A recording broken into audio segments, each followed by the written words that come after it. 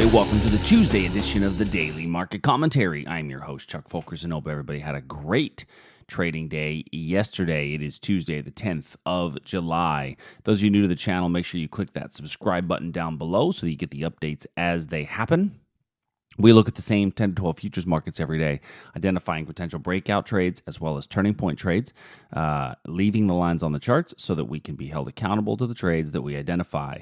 The idea here is consistency is what we're looking for, trying to look at the same markets every day. So let's dive right in. Starting first with the S&P.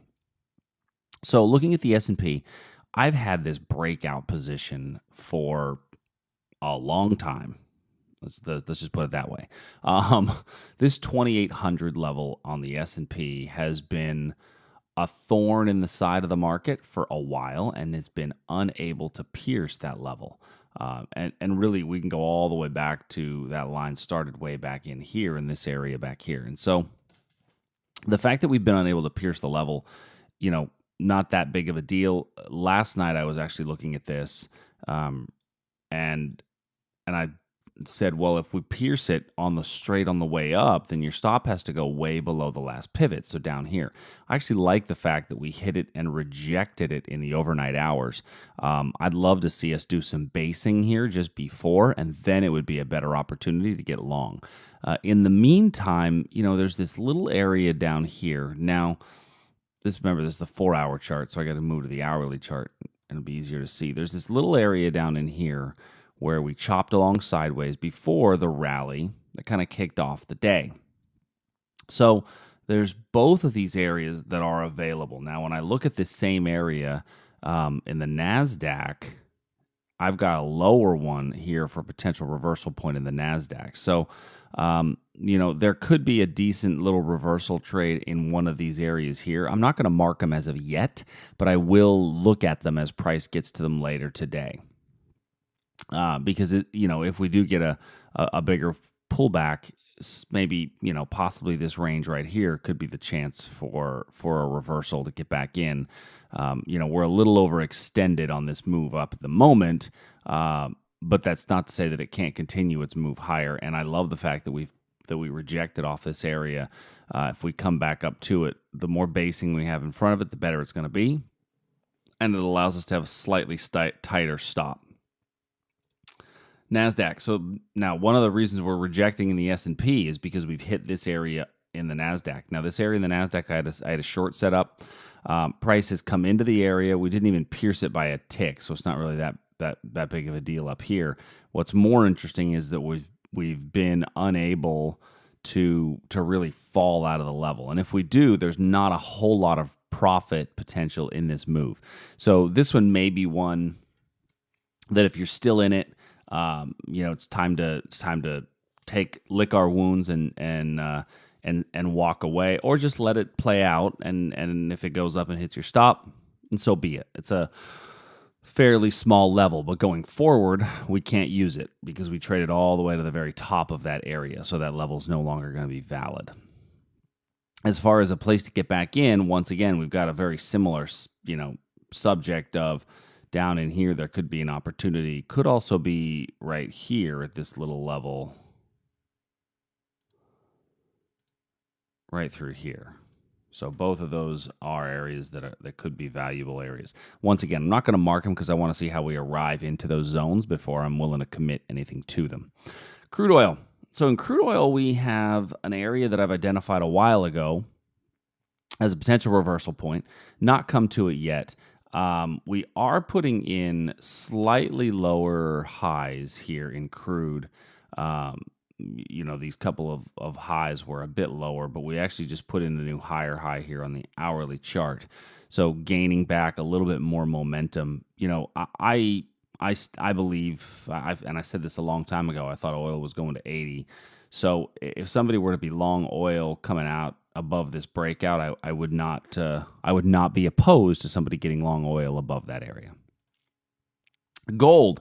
This was one of those ones where you feel good about it when you enter the trade. You're like, yes, here we go, skaboom, and here we go, and we start moving, and price then hits the opposing fair price value area, which is up here, and and then falls hard off of that level. So we did get the breakout in price. We were unable to hold that breakout. And yesterday in the video, I talked about taking your stop and moving it to break even because we had broken, but there wasn't a lot of follow through. So now, as we've kind of put in this lower swing high right here and a lower swing low, we've changed our trend direction by getting lower than this last low. So that tells me that I'm more apt to be a seller if price does indeed return. Now, I don't know if it's going to return all the way back to the origin of the drop. So I'm going to go, and it's really a 15-minute level. If you're so inclined, this is a tiny Witte level, as Elmer Fudd would say, a tiny Witte level, right here, where I guess you could really make it a bit bigger because that's a little too small. This area right in here, it's very small. You've got a very small amount of risk on this, but it does give you the opportunity, if this is the beginning of a bigger leg down, a chance to get short if we come back up into it. Now, if I move that back to the hourly chart, you'll see that's not a very big pullback to get me back in. All I need is a few hours of a rally back up in here. And that could go in line with the S&P just falling for a little bit early in the day. Looking at the bond market. So yesterday in bonds, we talked about this triangle pattern that had kind of been forming, and we have bounced out below the bottom of it. So once again, and look at how it rejected the breakout. I mean, just rejected the breakout and then came down and hit here, and it's continuing its move down. So some of you may have grabbed that short. If you did, it's time to take your stop and move it down. I would say to above this pivot that we just put in, right around the European market open, and adjust that pivot and move it down to lock in some profits. In the Aussie, we came up and we made it all the way in, which means we triggered the trade. We came back down in, came back up, and now the entry has occurred because we broke below it for the entry. So now this Aussie trade has begun its move down. I would take your stop at this point only because we've got a fair amount of fair price value right next to us, and your stop, I would say, goes here at this point because you want to lock in, you want to reduce that overall risk now, take it down to here. You've got some opposing fair price value area right here, so this may not be your full profit target, but at the very least, move your stop to reduce that exposure as it's kind of moving down. Although I wouldn't be opposed to somebody even moving it down to a break-even point from here. If you're at 1-to-1 and you move it to break-even, that's going to be okay. Next, the euro. So the euro we had very similar to gold, where we had the breakout to the upside, and it broke out and then it pulled back a little bit and then just kind of continued that move, making you feel good and happy. And it came right to the prior high, and then now it's sold off ever since. So I'm going to remove this breakout position. So some of you may have taken some profits in the move. Some of you may have at least moved your stop to lock in some gain, but now we've put in a lower swing low as well as a lower swing high. So our trend direction has officially changed. We've come back up to the top of this where we were before the ECB meeting, and so this is really what we've got to get through before I'm a big believer in much more of a long. But by breaking up through there, you got a little bit of a push, and now it's kind of coming back down. So you could get a reversal trade at this point. My fear with a reversal trade is that we've hit this hourly fair price value area where we believe that there's going to be some buy orders in place. Now, this could just cause us to thrust back up into here.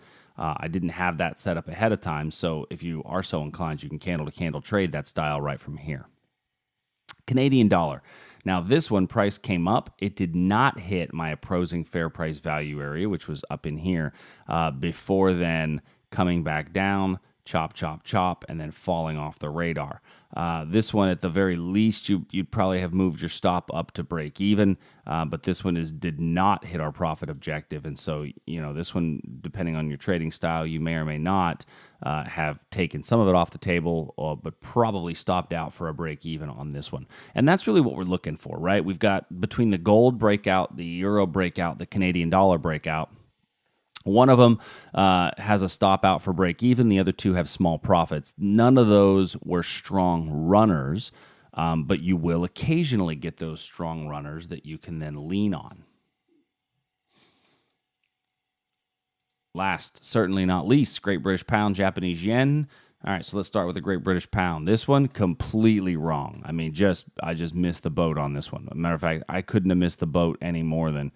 I guess the Great British Pound just completely fell right through here, broke right through the level where I had anticipated a strong reversal. I really felt like this was a pretty good reversal. I liked the arrival into the level. I liked everything about it, and sometimes that happens. So small loss on that Great British Pound position, no doubt. In the yen, I'm going to add this level here to our list.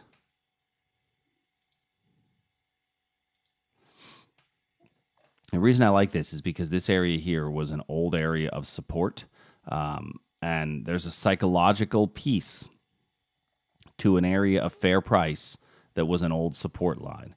And so that psychological piece is important going forward if we do get a rally back up into this region.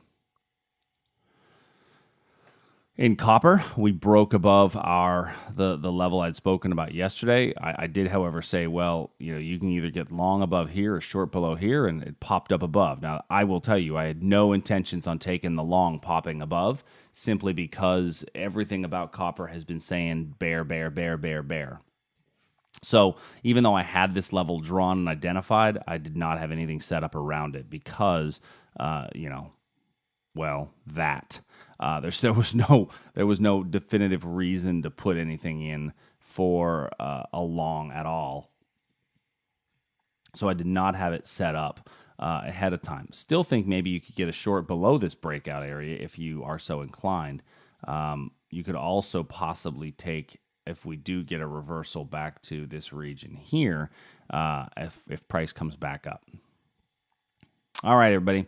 So that's all I have for today. If you've got any questions, please feel free to send me an email, chuck@iiefinancial.com. And until tomorrow, peace out.